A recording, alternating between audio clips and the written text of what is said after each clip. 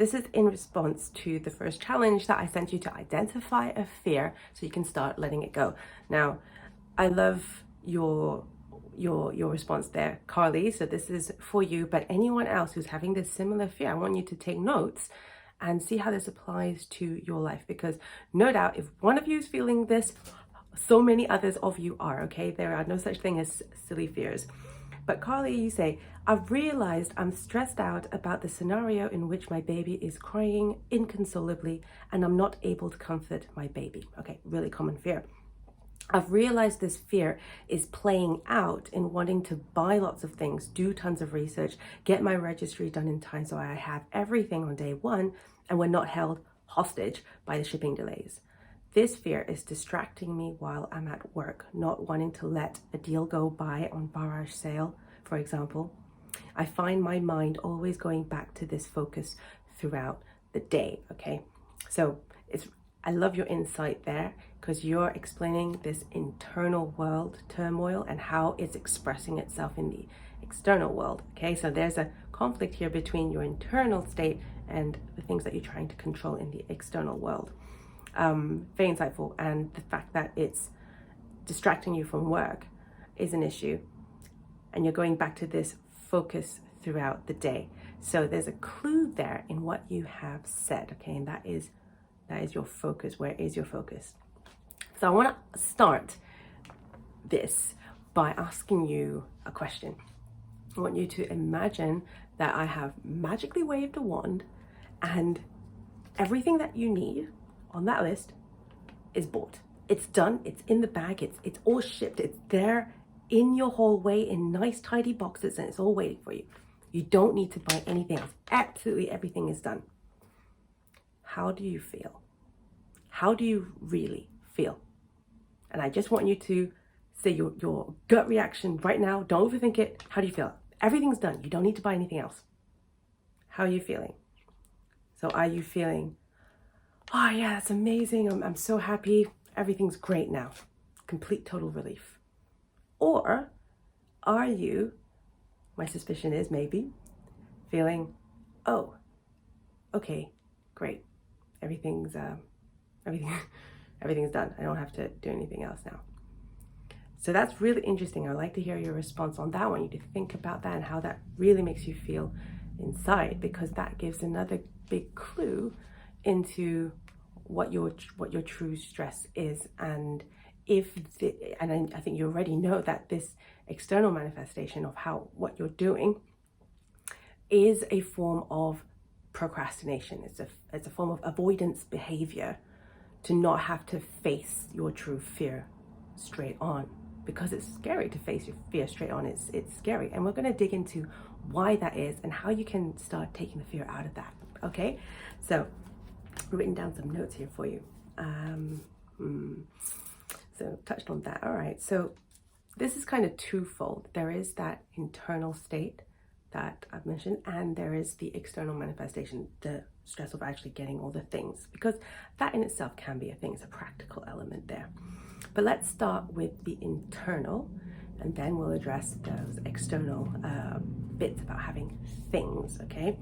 So the big theme here is the internal world, which is the state of being. And then there's the external world that we live in, which is the world of having, okay? And too often we confuse these two things, that being and having are the same things.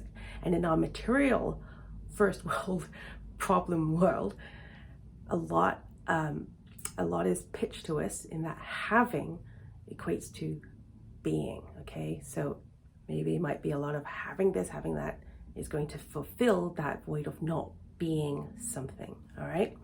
So I want you to ask yourself about that core fear of the baby crying and you not being able to console baby.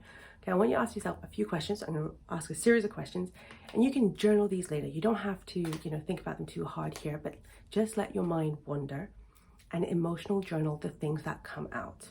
And it has to be very honest, and it's difficult to be honest with yourself, but I don't necessarily expect you to share it in the group either, but you can if you want to. It helps to get it out. And the more honest you can be with yourself, the more clarity you're going to get, and the easier it is for you to release all of these fears. So why do you think this would happen in the first place? Why do you think your baby would be crying inconsolably? Okay, just when you write all of that, why could baby possibly be crying inconsolably? Really, just write out what you know, what you don't. Doesn't matter what you don't know. It might be that you don't know, okay? But it's writing all of that out. Why do you think that would happen? Then why, this is the second question, why would you not be able to console your baby? Why? Truly, why? Why would you not be able to console your baby? And of course, it depends on the why are they crying, but for all those different scenarios, why would you not have that capacity as a mother to console your baby? Now, this question is the harder one to answer, obviously, because it leads to this question. What does that say about you? What does that say about you as a person, as a mother? Okay? And again, these are hard questions. I'm hitting you hard here, okay? It's Friday, it's hard. But I want you to answer these questions truthfully, honestly, emotional journal them in private. But it's really important that you say that. And it's hard to say those things, and it might not be something that you want to hear from yourself.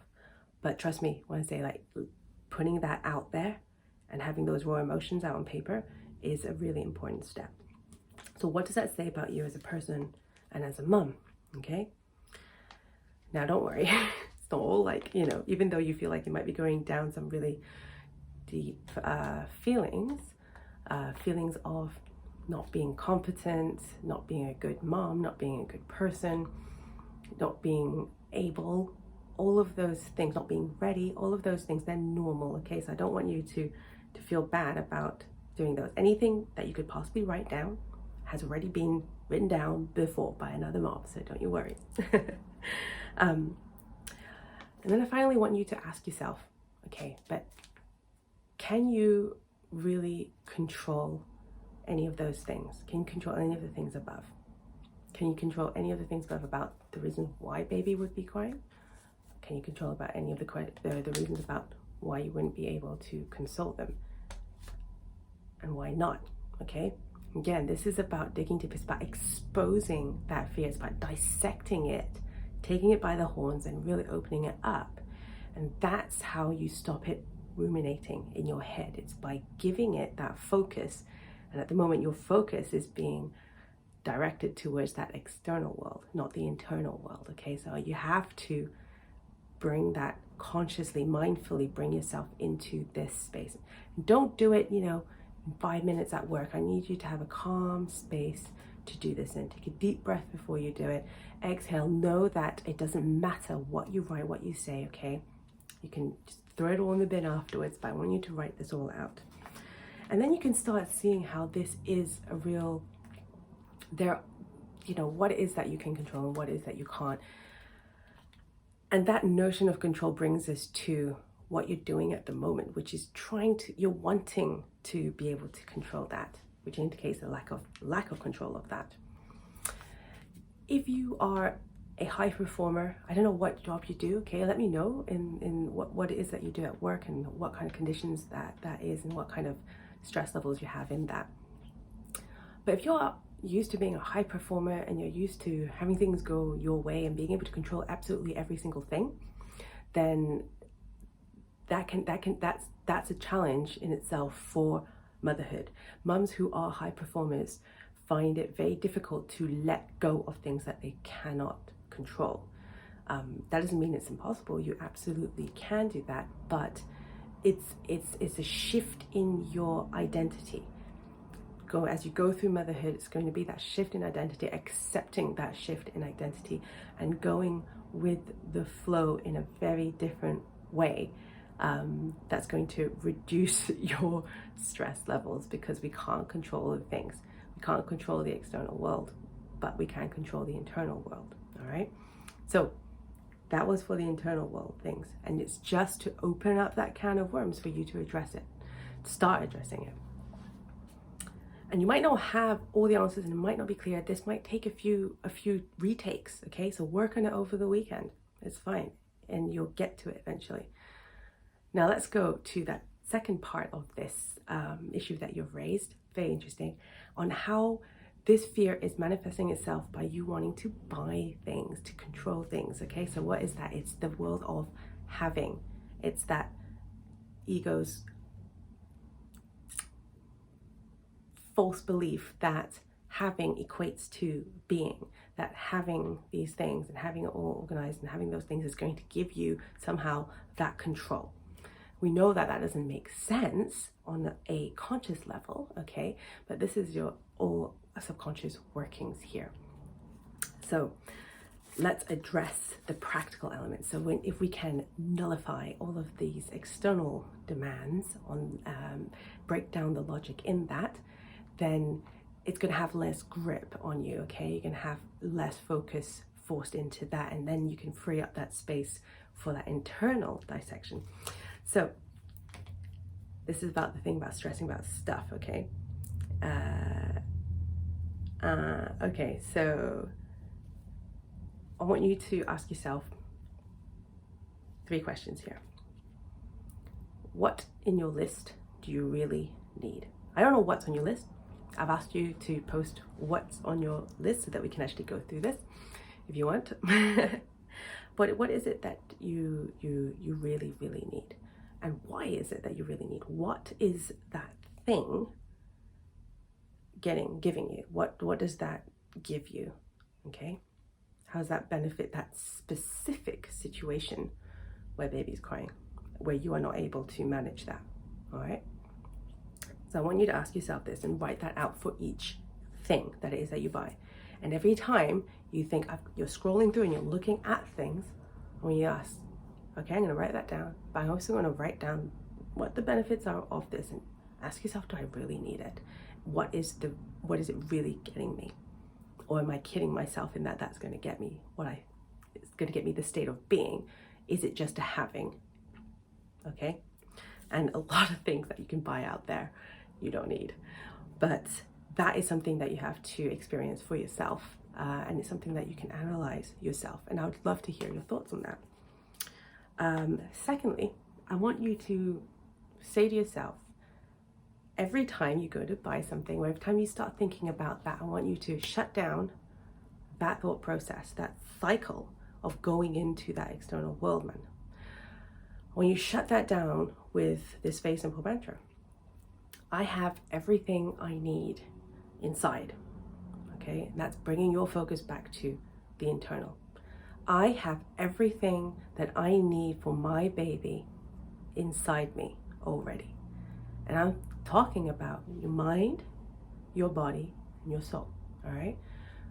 What baby really, really needs is your presence, your attention, your focus on them being truly present, not distracted by other things, but truly present. Your body just need your boobs, really, seriously. It's just like they need your boobs, your warmth, your cuddles, and through your soul, your love. That unconditional savior of a mom there with baby, protecting, loving, caring, nurturing, all of that you instinctively know how to do. It's not a gadget that's going to give you that. You have that, okay? So I want you to remind yourself every time your mind goes to that, you got to cut it down straight away with the mantra, I have everything I already need inside me, in here, in here, and here, okay? And again, this might seem so simplistic, but your mind is like our minds are like a little yappy dog, you know, gotta go this, gotta go that, and they get distracted by everything. Squirrel, okay? And we need to snap them out of it. Snap it. No, you can't go there. Bring them back to where they need to be. It's the same with the mind.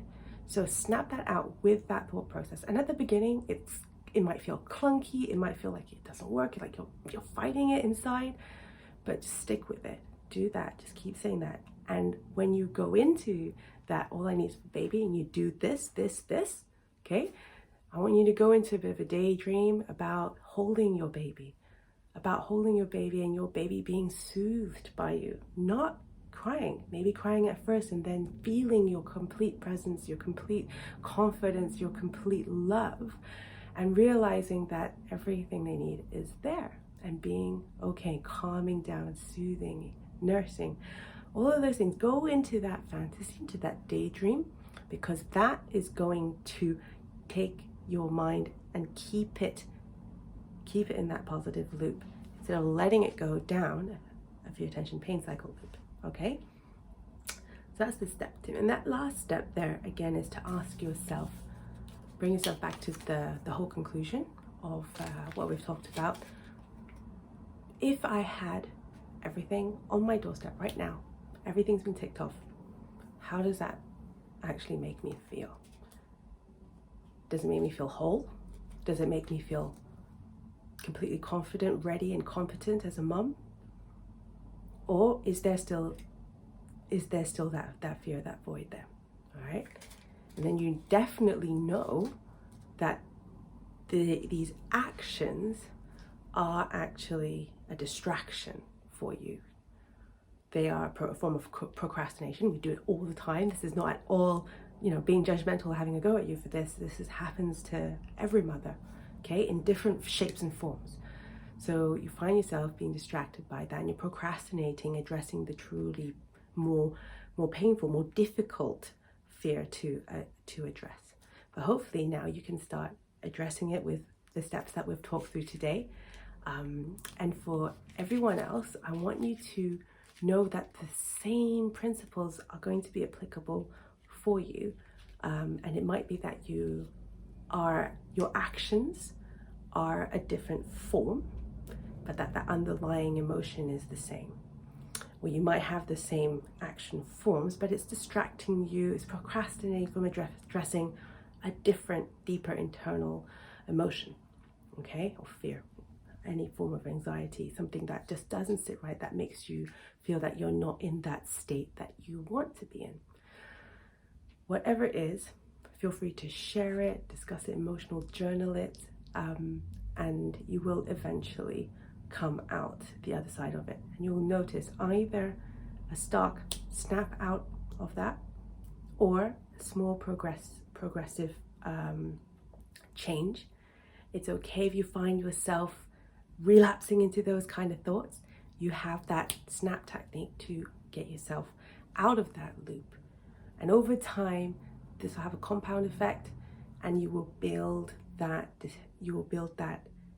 presence, that ability to remain in the internal, focusing on the internal, and being open and brave enough to address that. All right, so I hope that you found this helpful today. I'd love to hear your thoughts back on that, and how you want to, if you want to dive deeper into it. If this has opened up any other kind of questions, then absolutely let me know. It would mean a lot to me if you could hit the thumbs up button for this video and subscribe to this channel. Click the notification bell so you don't miss my next videos. I will see you in the next one.